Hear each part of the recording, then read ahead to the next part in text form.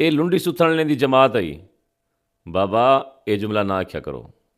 ये नबी सही दी सुन्नत दी सख्त तौहीन है और नबी सही दी सुन्नत दी तौहीन करन नाल इंसान ईमान किनों महरूम थी वेंदे।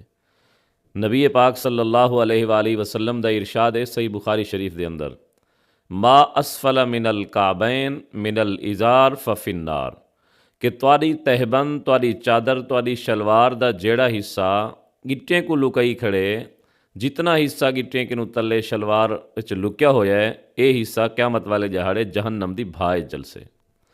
और नबी पाक सल्लल्लाहु अलैहि वसल्लम ने एक आदमी को डिठा नमाज पढ़दा खड़े ते उनकी तहबंद ते चादर गिट्टियां कि तले। नबी पाक सल्लल्लाहु अलैहि वसल्लम ने वो कुछ सलवा ते फरमाया वन दोबारा वज़ू करा। वो वला वज़ू करते वला नमाज पढ़न पे नबी सी फरमाया वला वन ते वज़ू करा। एक बंदा खड़ा हुआ कि सही तुसा वो दोबारा वज़ू तक करवेंदे पियो दसे तो नहीं वे जो भी क्या मसला है। नबी सी फरमाया कि ये अपनी तहबंद चादर गिट्टियां कि तले रखी खड़े, अल्लाह ताला ऐसे बंदे दी नमाज ही कबूल नहीं करेंदा जिंदी शलवार जिंदी चादर गिट्टियां कि तले होवे।